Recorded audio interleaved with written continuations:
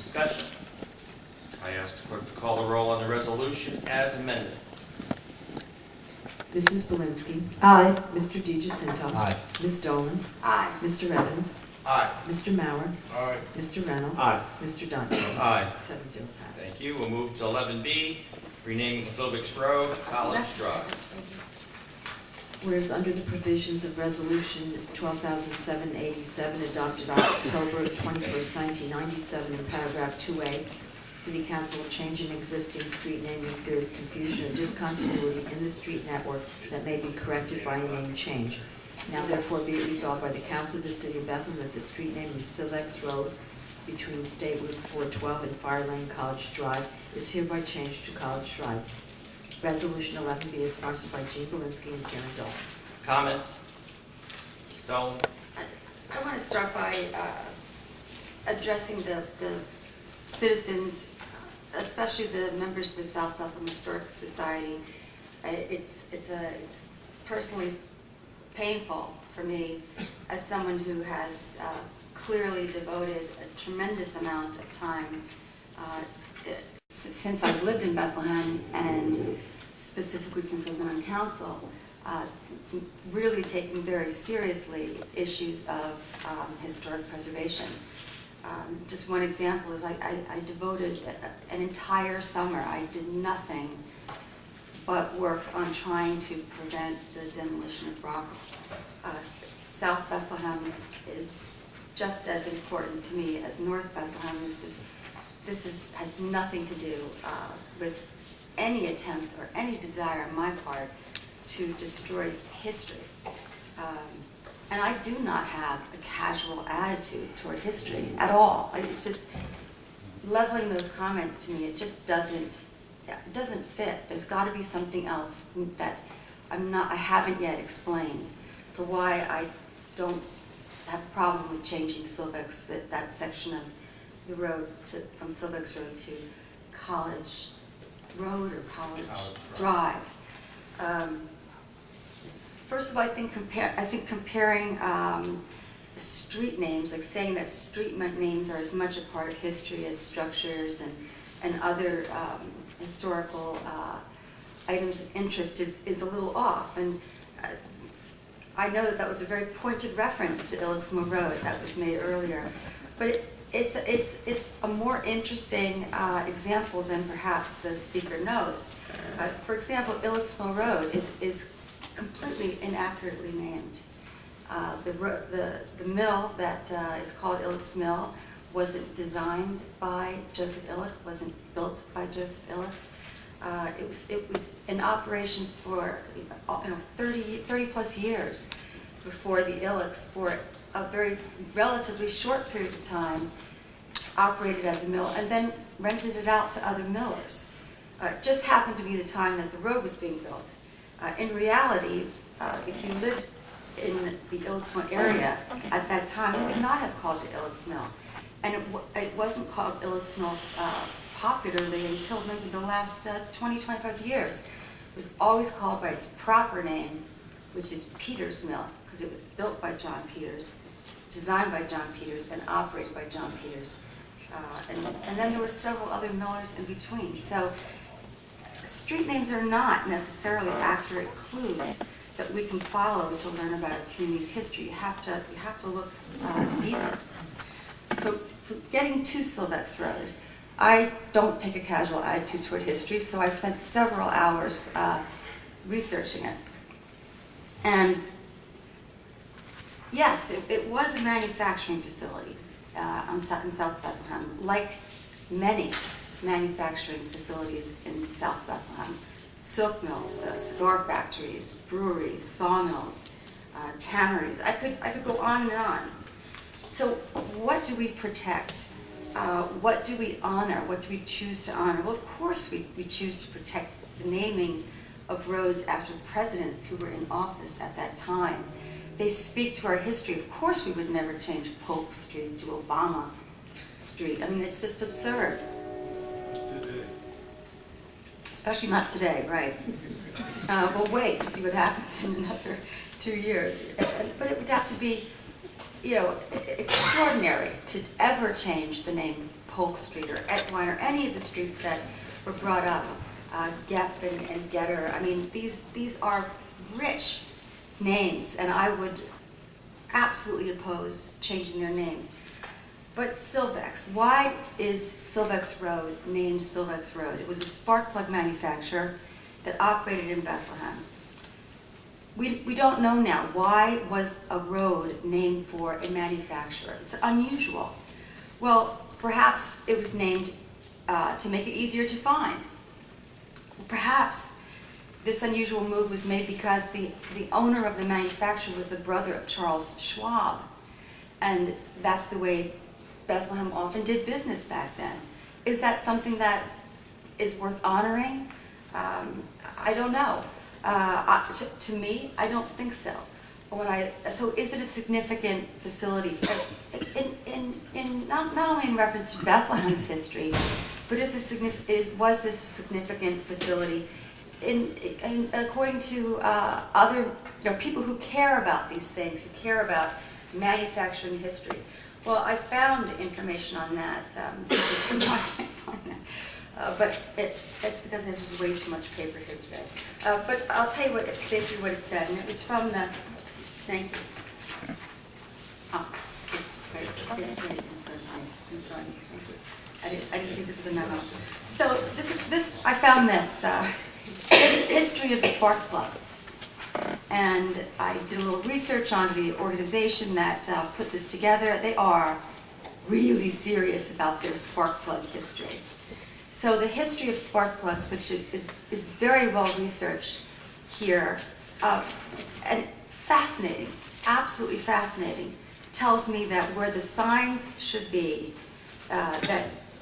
where we should be honoring spark plug manufacturing is not in Bethlehem, Pennsylvania, where there was some tweaking done, as was done all over the country. Spark plugs were a very fast-growing industry. They changed very quickly in the first 50, 60 years of their use.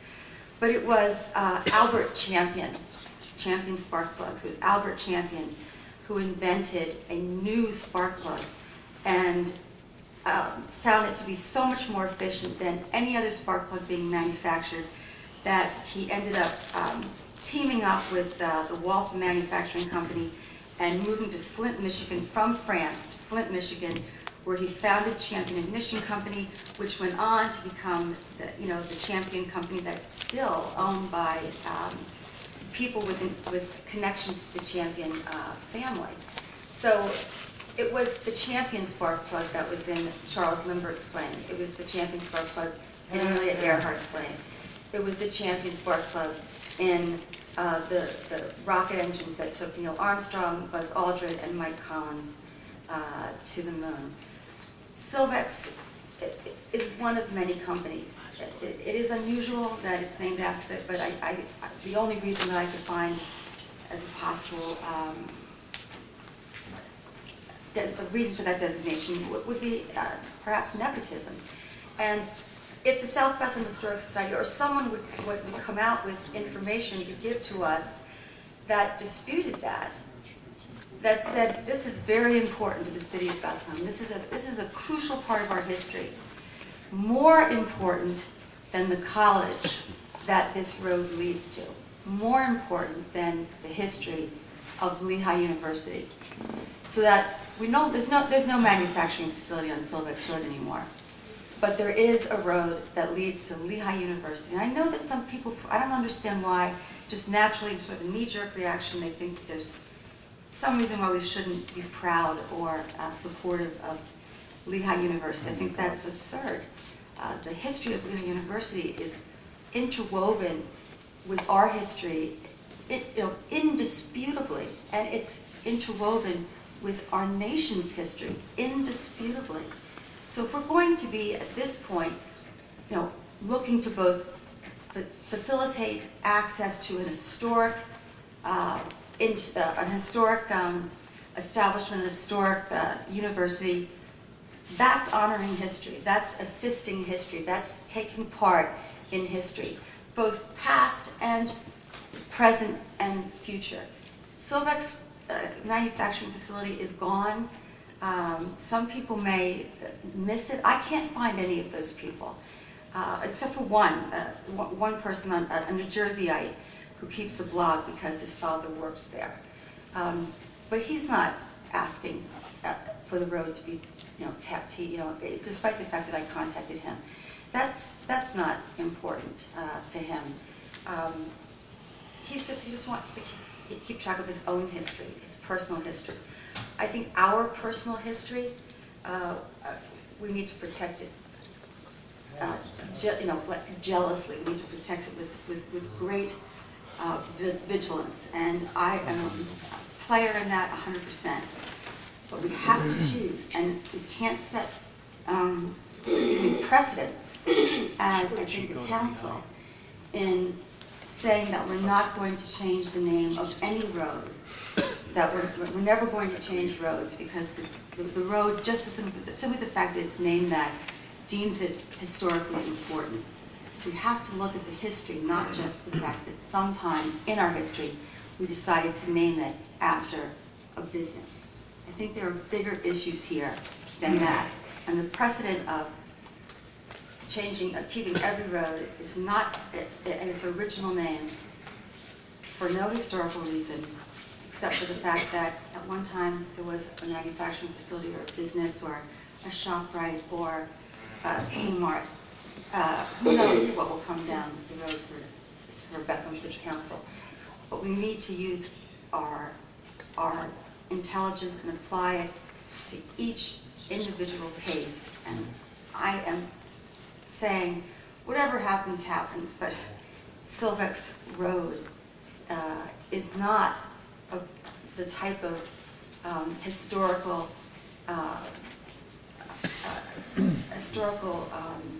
designation that I think we ought to be setting a precedent of protecting. I am more in favor of facilitating the history of what's clearly important, and that's Lehigh University. Thank you. Any other comments? Your comment on 11B? 11B, Silver Grove. Yes, I am for not renaming it. I will be voting against it. And I just want everyone here to know, I wasn't born in a hospital. I was born at home at a house on Sheet Street on the south side. And I'm proud to say that. Thank Please you. go on.